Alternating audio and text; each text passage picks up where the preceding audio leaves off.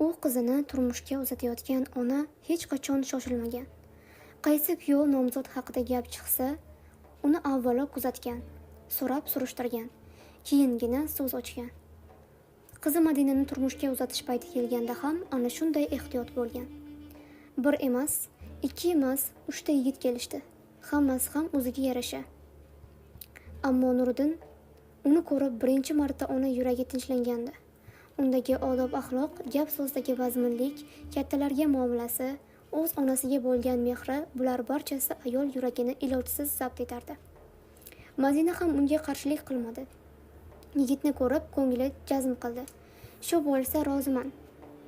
Qudachilik o'tdi, to'y ham go'zal o'tdi. Oradan 1 yil o'tib, qizi qo'lida farzandi bilan yangi hayotga chuqur kirib bordi.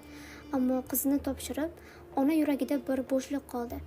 U go'yo jimjit uyda o'zining ovozini eshitmay qoldi. Ana shunda kuyov Nuriddinning haqiqiy insonligi namoyon bo'ldi.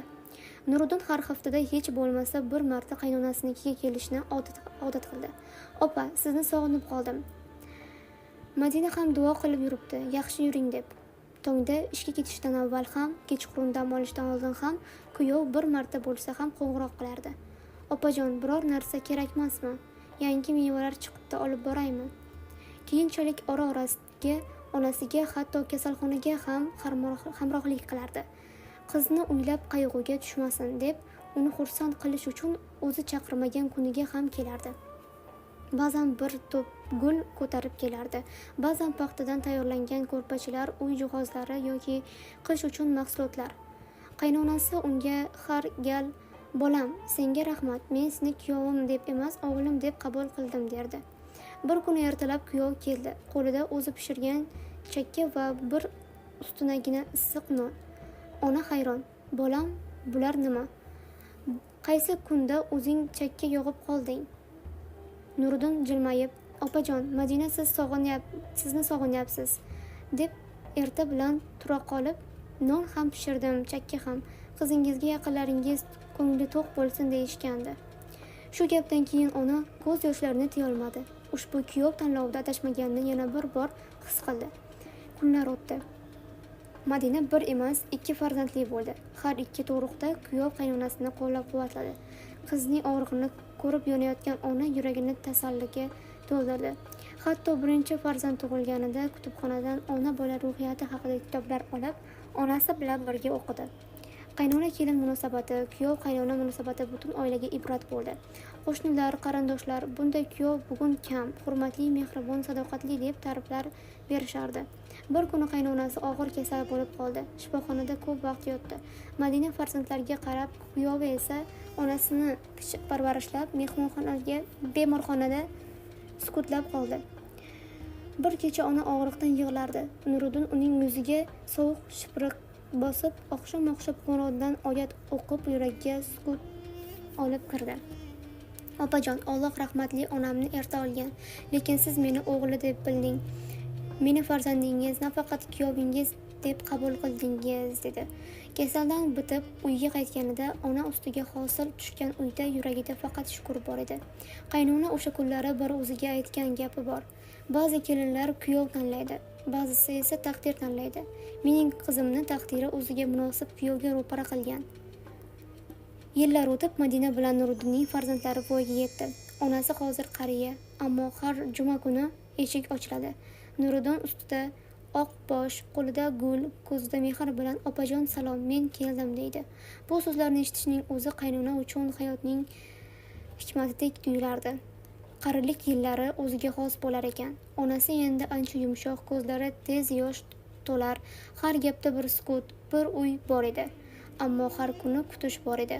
Eshik yonida darvoza tomon qarab va har galgidek kutgan inson Nuriddin kelardi. "Opajon, mening onam dunyoda eng yaxshi insonsiz. Mana siz uchun janjalaringizdan sovg'a" deb olib kelgan paketni uzatardi. Unda ko'z oynagi, bir xilovi gul, anor yoki xurmo, ba'zan esa fotosurat. Suratda nevaralar, Madina, o'zi butun oila, surat ortida bitta yozuv: "Mening baxtimning sababchisi siz." Qaynona ko'zlarini yoshi bilan artdi. Shunda Nuriddin yonidagi bolasini onasining quchog'iga tashladi. "Jon buvi, sizga she'r yodlab olgan, boshlasinmi?" Nevarasi boshini egib, titrabaqar ovozda she'r ayta boshladi. Buvijon, ko'nglim nuri, oilamizning faxri, duolaringiz bilan baxtli o'tamiz har kuni. Qaynona ko'z yoshlarini yashira olmadi. Nuriddin uning yelkasiga qo'l qo'yib, qovariq yuzi bilan tasallaverdi. Opajon, duo qiling, farzandlaringiz sizga o'xshab yaxshi inson bo'lsin. Oradan yana vaqt o'tdi. Qish kirdi. Yuringlar, og'riqqa moyillashadi. Bir kecha uyga sovuq tushdi. O't qo'yilmagan ekan. Kelini uzoqda edi. Kutilmaganda darvoza ochildi. Nuriddin keldi. Qo'lida paykal, yonilgan yog'och, yanada muhimrog'i g'amxo'rlik bilan tanlangan issiq ko'rpa, oziq-ovqat va ko'rpa ichidan chiqarib onasiga qo'li bilan choy quydi. Qo'llaringiz muzdek bo'libdi, opa. Qani, avvalo qo'llaringizga qo'limni quyaman, issisin. Qaynona shu paytda jim to'xtab qoldi. Qo'llarining titrashidan ko'zlariga g'am surib kirdi. To'satdan dedi: "Bolam, Alloh seni menga o'g'il qilib yuborgan. Ham men seni kuyov deb emas, nasl najodim deb bilib yashadim. Har bir yaxshi ishning mening yuragimni parvandek parvoz qilardi. Agar men ertaga bu dunyodan o'tsam, bilaman, sen mening qo'limni uzatgan kimsasiz qoldirmaysan." Nuriddin hech narsa demadi, faqat uning ko'zlari o'ziga xos javob berdi. Va'dali, so'zsiz muhabbat bilan to'lgan. Shu kecha qaynona uxlab qoldi. Birinchi marta, so'nggi marta shunday tinch uxlagandi. O'sha kecha Nuriddin uyga ketmadi. Buni qizi Madina biladi. Kuyovi onasining yon-yonidan ketmasdi. Ertalab qaynona uyg'unlik bilan ruhini Allohga topshirdi. Tabassum bilan duo ichra tinchlikda.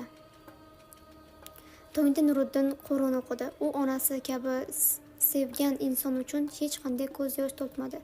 Faqat kulib turgan suratga qarab shunday dedi: "Opajon, siz mening qalbimda hamisha yashaysiz. Men siz tanlagan kuyovman. Siz tanlagan inson bo'lib, oxirigacha sizga munosib yashayman." Yillar o'tdi. Har yilda shu sanada Nuriddin va farzandlari, nevaralari bir tup gul bilan, bir issiq xotira bilan ona qabrini ziyorat qilardi. Har bir farzand ona mehrini qidiradi. Ammo baxtli insonlar borki, ular kuyov ko'yida ham ona mehrini topadi. Bu hikoya kuyov tanlashda adashmagan bir onaning farzandlari baxtli bo'lsin deb duo qilgan, xayrli hayot kechirgan, ibratli kelajak qoldirgan onaning hikoyasidir.